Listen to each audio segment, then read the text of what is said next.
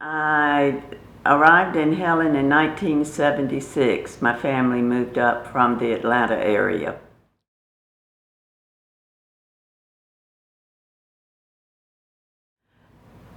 It was very interesting. I was wait a minute. It was very interesting. I was looking for a job and was hired to do a daycare, to be in a daycare center and at the Sawtee area, and it was run by Georgia Mountains Regional Commission, who then gave me a job to write grants for Northeast Georgia. When my funding ran out, Helen was getting ready to have their first Chamber of Commerce director. So I applied for the job and was able to get the job, and that started my tourism career. That was 1977.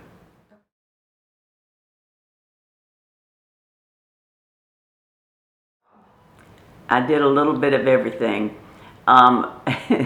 My job consisted of running a Chamber of Commerce, running Oktoberfest every year, which lasted for 2 months, and we had no maintenance people, so I also lifted chairs, put them wherever they were needed, and every other job. I remember one time, it was right before Oktoberfest started, and there was already a long line, and one of the lights failed, and I had to get up on a ladder to replace the light, and just as I reached up, my dirndl, which was tight, the zipper came off of it, and I had to put the light on and then hold my dirndl together, come down, and everybody was laughing at me. So, you know, in a job like that, you do everything.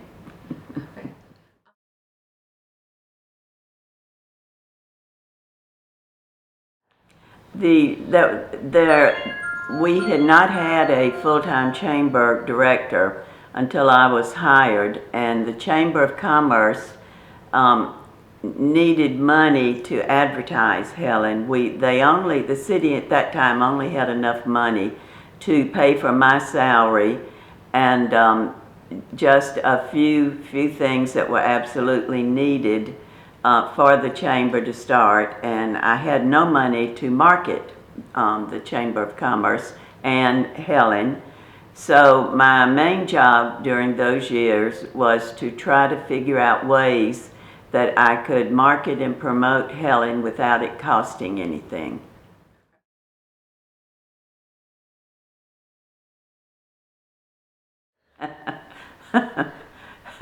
The Porta Potty Parade, which by the way probably would not ever work out at this time of year, but the Porta Potty Parade started when in early 1982, and the concept started then, 1982, in the spring, the city had an antiquated sewer system.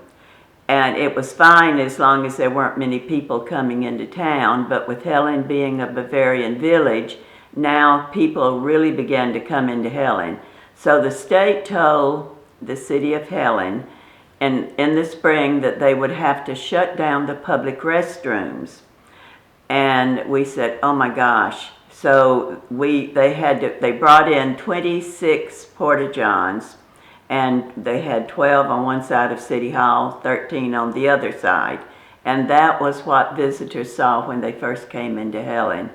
Well, needless to say, the media took photographs of that and spread it all over, not only Georgia, but the surrounding close states that surround Helen. And that summer, we had almost no visitors coming into Helen to see anything because they didn't want to use the porta-johns. And finally, the city had applied for a grant, and the grant was approved, and EPD gave the city permission to take away the porta-johns. And we were so excited, but by that time, Oktoberfest was a week away. and we said, oh my goodness, how are we going to, it was 2 weeks away, Oktoberfest was 2 weeks away, how are we going to let everybody know how that Oktoberfest was going to be held and they would have a wonderful time in Helen? So we had a committee and we sat down and we started thinking, okay, what is our goal? Our goal is to get immediate media coverage so that people will come to Oktoberfest. Okay, then how are we going to do that? What is it visitors like when they come to Helen? At that time, we had a lot of parades. We would have sidewalk parades where the band, the Oktoberfest Old Heidelberg Band, would get on the sidewalks and walk around town and play German music. So we said, okay, visitors love parades. So how can we have a parade and connect it into this? So we said, okay, the only way we can do that, we can have a parade to escort the porta potties out of town when they come to pick all of them up. And we can call it a porta potty parade. So that's how the idea came. And we had a great parade. What we did, we went around and had all the merchants participate, which they did. And we started out the parade with the Old Heidelberg Band. And instead of using, we got one of the girls in Helen, instead of using a baton, she used a plumber's friend to lead the parade, which worked out well. And then we had an artist in Helen at that time. Her name was Nina Dees, and she was from Belgium. And she said, well, my husband and I would love to lead the parade. So we said, okay, we'll let you do that. And so when the parade started, she and George were leading the parade. And at the last minute, he put a toilet seat around his neck so that he would look better.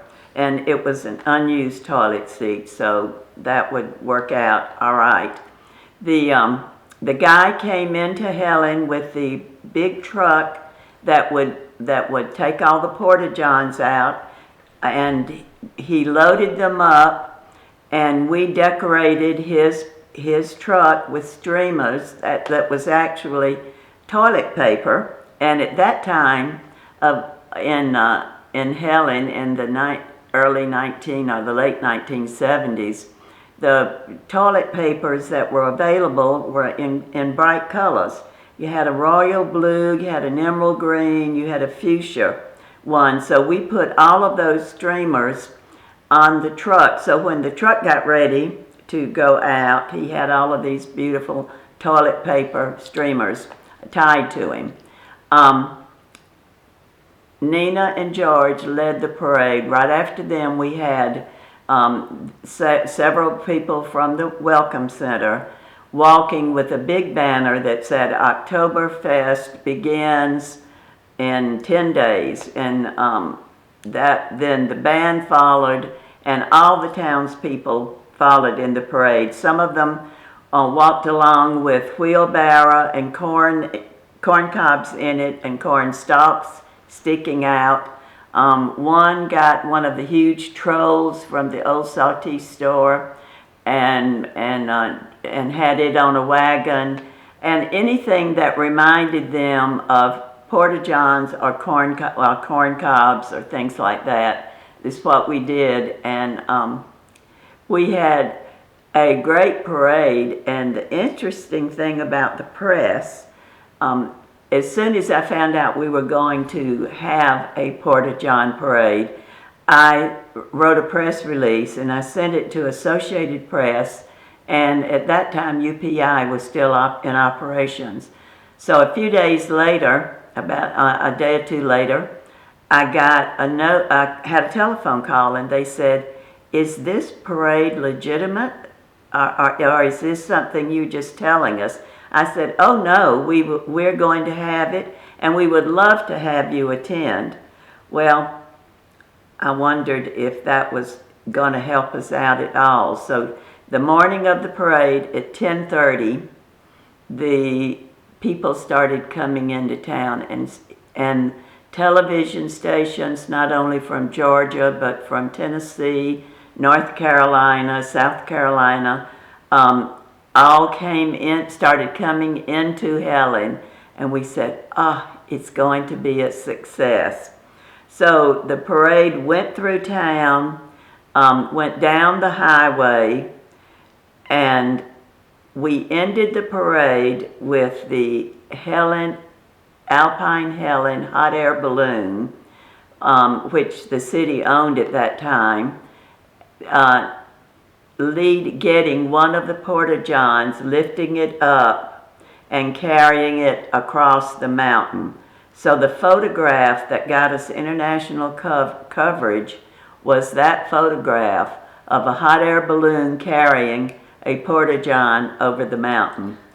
And that photograph was shown not only nationally in the United States, but in Europe and South America and even in Asia. So that was what got us the publicity that we needed.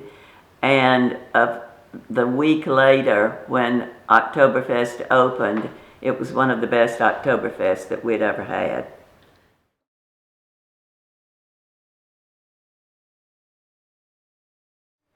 The Edelweiss Singers was actually a group of girls from the Presbyterian Church in Helen.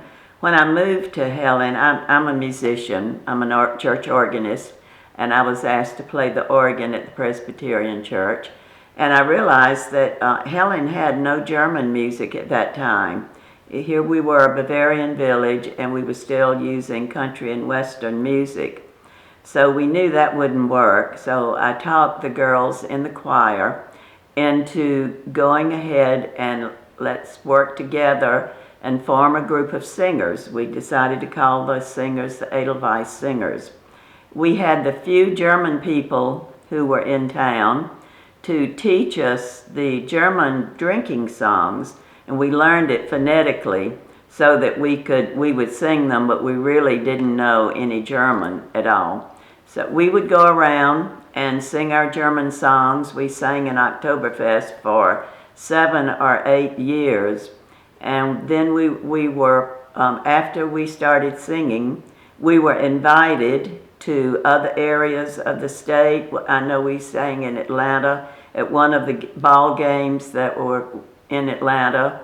We were invited up to Washington, D.C., to the Southeast Hoedown to sing for the congressman in Washington, and that was a lot of fun. We really enjoyed that, but the one that was the most fun of all was when we were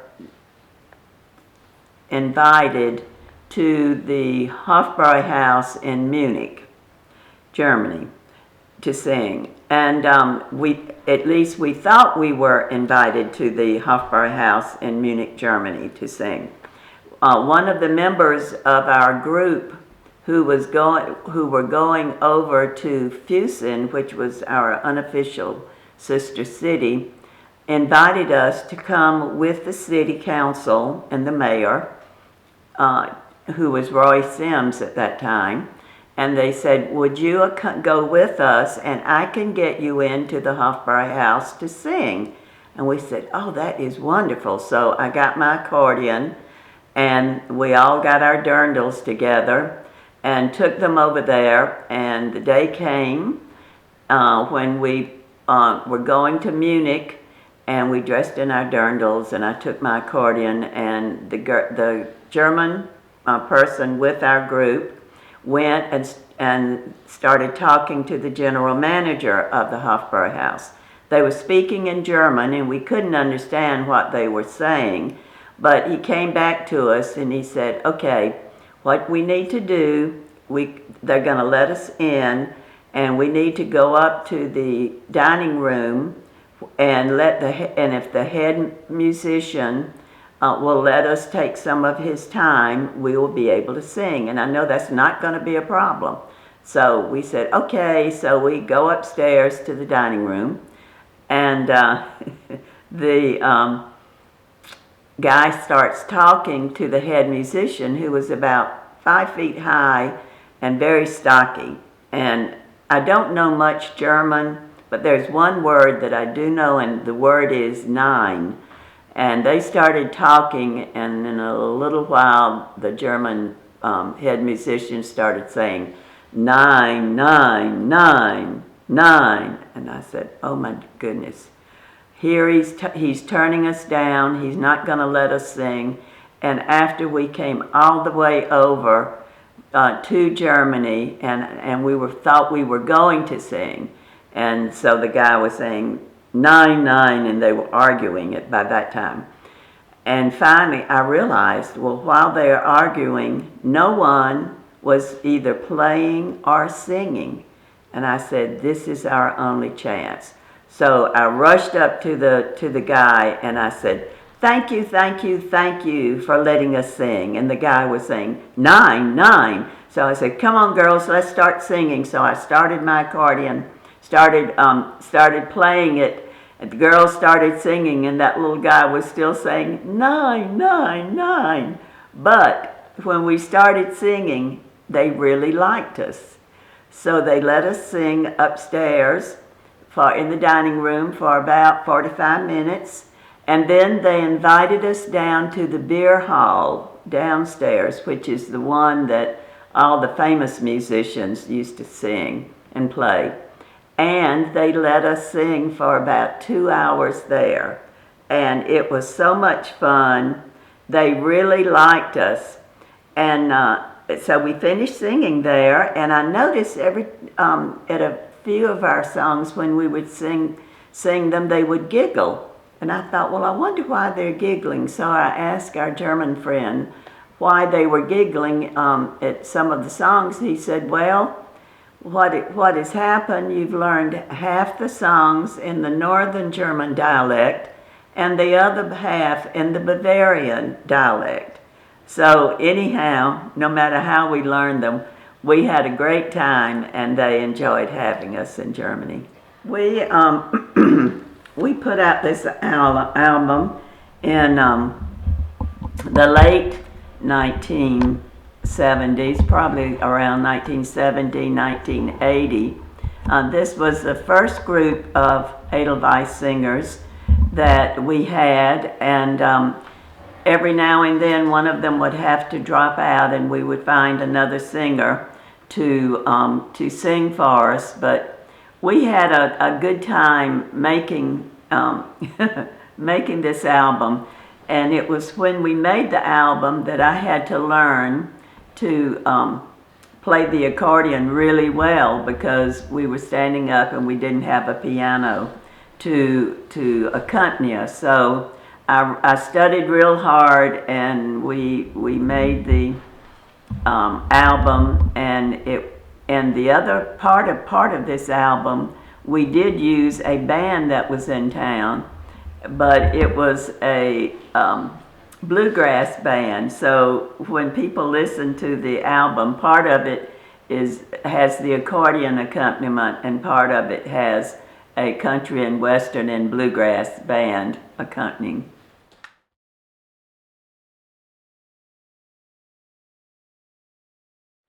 I was with the Chamber of Commerce for 10 years, and I left in the mid-80s, actually I think it was 87, to go to Augusta and run the Convention and Visitor Bureau there. So I left Helen at that time.